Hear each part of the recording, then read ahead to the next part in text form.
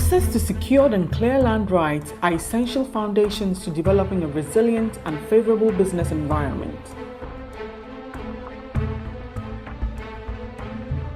In the rural areas, access to secure land is pivotal to poverty reduction and social inclusion. Prior to land management systems established by the colonial government, different tenure systems were used to manage land ownership and acquisition. Title security were guaranteed through families and community members. The growth in population, industrialization, and economic development, especially in urban and peri-urban areas, have significantly shaped land values and management.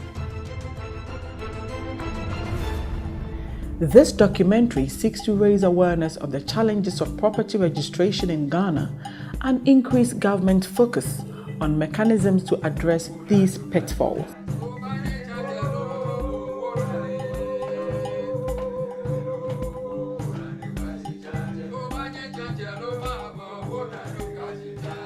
In Ghana, the institution established to advise and assist in the execution of a comprehensive program for the registration of title to land throughout the country is the Lands Commission. The Lands Commission's mandate can be found in the Constitution in Article 258, and also it is also encapsulated in the Lands Commission Act of 2008, Act 767. Basically, our responsibility is to advise government on policy frameworks for land management. We are also supposed to provide advice to customary authorities, provide direction to ensure efficient management in land. Our basic objective is to achieve excellence in land administration. So whatever we are doing is supposed to make sure that we achieve excellence in all aspects of land administration. Despite efforts by the Commission to improve the effectiveness of land management, challenges associated with determining the right landowners and boundaries still persist. As a result, the land market is characterized by multiple sale of residential lands, indeterminate boundaries, sporadic registration of title, bureaucracies in land title registration, and different forms of conflicts. We have two main routes through which people can own land in Ghana. Through the what we call the former British approach, freeholds or leaseholds, and through customary, where you come from an area and through some arrangements and agreements, your family owns some land and we understand how you inherit or even how you can buy from another family and so forth. That is there. Basically, we say that Ghana has, let's say, 2 or 3 types of land ownership. We have what we call the customary tenure, or what people say stool lands or skin or family lands. These are lands that are held by traditional authorities in trust for their community members. And we have state lands or public lands, which are lands that have been compulsorily acquired by the state for public services. And we can have private lands which have been maybe acquired over the years from either the stool or the state by individuals. We have tried with some legislation and sometimes even constitutional provisions to make it possible that the customary ownership, like a chief, can grant or give land to people, or people can buy land from these chiefs, and that transaction is designed as a lease, an English type lease, so that it can be registered in the government papers. Several attempts to resolve the land market inefficiencies culminated to the National Land Policy in 1999, which was developed to provide direction to policy development and resolve fundamental land sector inadequacies. A 15-year land administration project, LAP, was implemented with the World Bank in 2003. With an overarching aim to modernize and improve the effectiveness of land administration, thereby increasing security of tenure and transferability of land rights. Before the land administration project, the divisions of the Lands Commission existed separately. So we had 4 different divisions, which were the Survey Department, the Land Title Registry, the Land Valuation Board, and then the former Lands Commission. The Land Administration Project sought to bring these 4 agencies together. So before these 4 agencies were put together, the challenge was that in land registration, you had to deal with these 4 agencies separately. So we had crisscrossing functions and duplicating functions amongst these 4 divisions. So an applicant would several times have to deal with an organization. But after the Land Administration Project brought these 4 agencies together by the Act 767, which was promulgated in 2008, we tried to unify the functions of these 4 agencies as one agency now under the Lands Commission. Additionally, a client service access unit was established to serve as a one-stop shop were implemented to improve the business service, turnaround time, and security land title registration. Prior to the land administration project, we had only 2 land registries in the country, one in Accra and one in Kumasi. So wherever your land falls, you have to come to these centers to register your land. So somebody buys a land in Wa, you have to travel all the way to Kumasi or Accra to register your land. But under the LAP project, that's the first phase of the land administration project, we were able to decentralize this registration throughout all the regional capitals. Therefore, registration became closer to the landowners. The combined effect of failure of land administration and management systems have culminated to landowners taking private security over land, which in several locations have led to violence and conflict. Lands Commission, ke land title, ke survey department, ke government ekwe na here ameson ambahanita aba. Ono yishi. Ameson ambahanita aba. Eja ke dubious means. Gbefe gbenoni aba atoni tafra che o document, ko sign o document shukome be na agbe. Aba otashi no aba call shupon keke ame gangi ejeme ame no amba sign o signature Lands Commission ke land title min ke boy ne stamp ke seal ni nya use o nye kwa la odogba document na ka baba nye kwa le odogba. I think it was more theoretical than practical. The players in the industry, I don't think were largely consulted. We're still living in the past, so far as land administrative system are concerned. For example, accessing information on land is a hectic something. In this 21st century, you don't have to go to Lands Commission and say, I'm coming to conduct a search. No. Information highway, we have similar business in the United States, where if you just give me your house address, I should be able to tell you even the history, when the house was built, who bought the land, how was the land sold, everything down there. And then registering your land in the same way is just behind your computer, and that is all. When you have a turnaround period of trying to, from beginning to end, trying to acquire land and register your interest when you think it should take you to a year or 2, sometimes it could take you 6 years and you still don't see the end. Part of the difficulties with Land Commission record system is part of what we do is, let's say you bring me a site plan, you say the land belongs to you. I would ask you, is it registered to you? What proof do you have as yours? And you might tell me you've actually registered your interest with Land Commission. So I would take that site plan, go to Land Commission to run a search. Land Commission will give me a report back saying that, hey, this land actually belongs to this person. So I might reflect with a report with your name on it, confirming that yes, the land belongs to you. Based on that, we'll move on to other phases of closing and negotiating with the land or giving them some form of money to show commitment. But along the line, maybe another person will come out of the woodwork and say that the land also belongs to him and asks us to do a search again.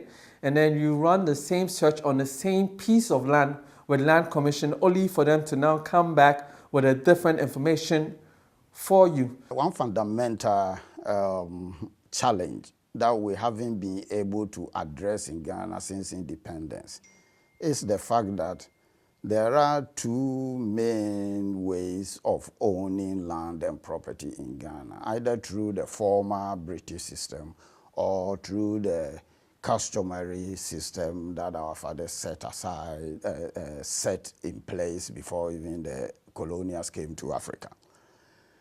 For me, one challenge is that our land administration system has only focused on registering and managing lands and land ownership solely within the British system. That in itself wouldn't be a challenge until you realize that almost all rural land holdings and a lot of even urban land holdings are really originating and held in the customary system. The challenge we face with customary tenure is the indeterminate boundaries of most of these customary owners. Now, when you look at the Conveyancing Act, which governs how land is transferred from one person to the other, it is based on the capacity of the person. So if there is doubt as to who owns what, it slows down land registration. Bẹ́ẹ̀ni àmẹ́ yusu náà kẹfẹ́ ní náà yìí numbo sọ́wà kwade kẹ́ òkwẹ́ ṣìpọ́n grid kẹ́ hẹ́ni ẹ̀ka wọ̀ ṣìpọ́n mi pẹ́pẹ́pẹ́ ẹ̀ka numbo sọ́wà kwade náà mi pẹ́pẹ́pẹ́ ṣì bẹ́ẹ̀ náà yusu ẹ̀ nlẹ́ akẹ́ni mọ́ ẹ̀ àmà numbo sọ́wà kwade ẹ̀ ní ìmàlẹ̀ kwade. Ona ninke officer ke ona julone no won he eni ne le hu na chele ni yo ni around na chele na bile ka chonchon eni bi kome me kome ni san ha le ye la a whole lot of ni la pantushipon je la noni ona bon ni yo. In many cases, because of also the very nature of the disputes, you tend to see that different courts of coordinate jurisdiction adjudicate on matters affecting the same piece of land. So Court A may be taking a decision affecting two different parties. Court B may be taking a decision based on two other different parties, but maybe it affects the same piece of land. The challenge we have with a lot of the court settlements are that it is the parties that go to court that are heard and they get judgments. But it does not investigate the other underlying interest in the land. So sometimes the decisions of the court are brought, but then you find that those who are not parties to the land also have interest in the same piece of land which has been adjudicated.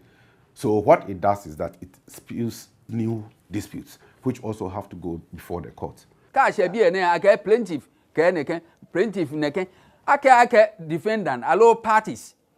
Wo back part judges fight na me question me ojogban. She judgment na 12 February 2009 tafraje is not fair.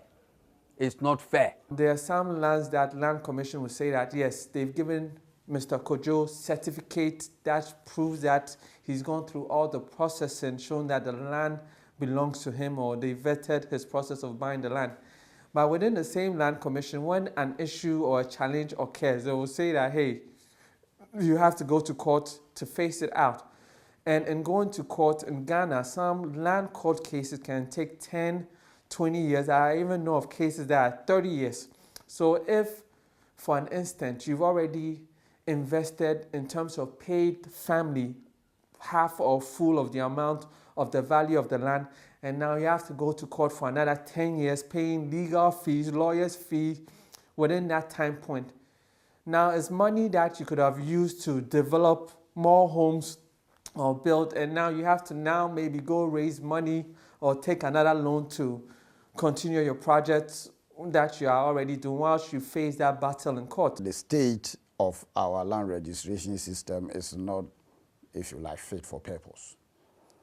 It's not good enough to be able to capture all the customary transactions, and it's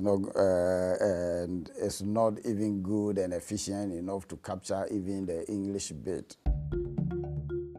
Digitization has been noted as essential to improving clear property titles of land ownership and efficiency of service delivery. To mitigate the challenges associated with property registration, the Ghana Enterprise Land Information System, GELIS, was developed. Nonetheless, the GELIS is yet to be deployed. The Ghana Enterprise Land Information System was initiated under the Lab 2 project to ensure that the day-to-day activities of the Lands Commission and Land Secretary agencies are automated using common databases, ensure that they work within a digital environment. But however, as a result of certain challenges, especially finance, we are not able to implement or develop the full scope of the GELIS. From our own internally generated funds, what we're doing is to digitize a pilot area. So we've taken 4 pilot areas, which covers Accra and some portions of Tema district. And these 4 pilot areas, what we're doing is to digitize all the records. We are almost done. We will be rolling it out and going live with that pilot district by the end of August. We need to look at approach it in almost like in 3 different parts. Start with the very urban area, start with the peri-urban, and then to the rural. So coming from the urban area, to be very honest with you, when I used to work in Lands Commission, I was the head of the LIS unit, the unit that became almost like the niche for the commission's automation. The staff, the people in Lands Commission are doing their best, but it gets to a certain point, you realize that knowledge within is not enough. You may bring in knowledge from outside to add to what you know to be able to move on. It's normal with every human being. Now, in terms of what has been the effort at automation, so you mentioned GELIS, but to automate, there are 2 sides. There's a people side and there's a technology side. Somehow in this country, it's not just the commission. I've seen it across.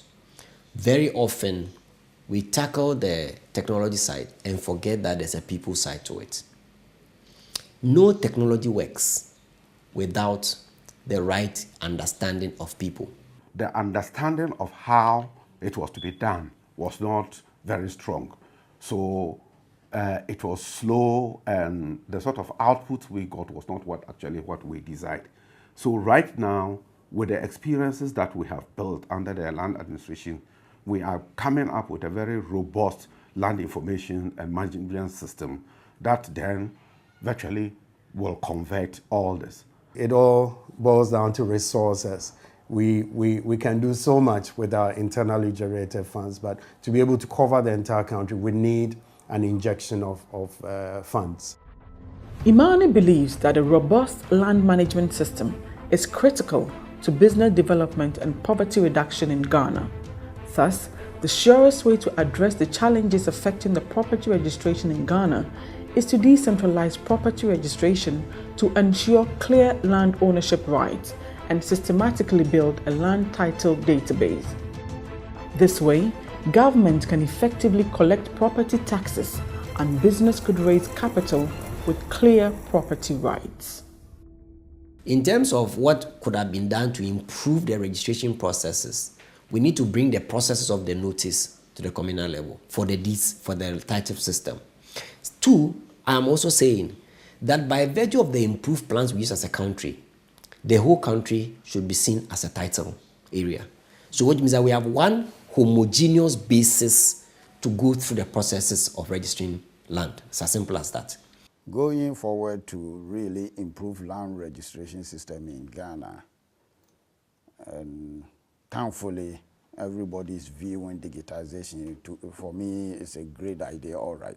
But it wouldn't work if we approach it the way we've been approaching things. That is to say, if you set good systems, digitize and so forth, and ask people that if you buy property and if you want, come and we'll put it in our record.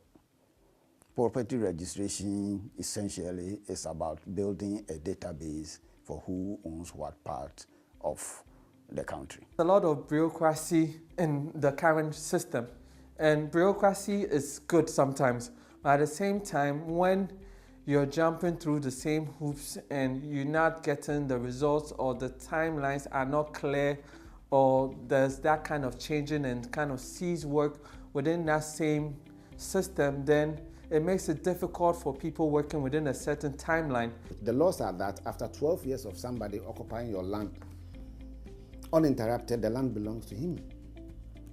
Adverse possession, they call it. I have come onto you. You have a title. You stay in somewhere. I have come to occupy your land, and for you haven't asked me any question. For 12 years, the law says that the land should be for me. If you have any issue, go back to court. So I think that we, as well as a nation, have to look at some of these laws. Going into the future, we have as our motto, client services is our goal. You know, we want to serve our clients better and make sure that our services to the general public is much improved. And that is exactly what we are working on. And we believe that if we're able to put the structures in place, if we're able to digitize all these records and move from the manual state into the digital environment, we believe that we will be able to serve our clients better in terms of turnaround time, in terms of efficiency, in terms of client satisfaction. You know, we believe that in the near future we should be able to get there, and that is what we are working towards. It's important to fashion our land administration within the serious context of decentralization. I am a very serious advocate of decentralization.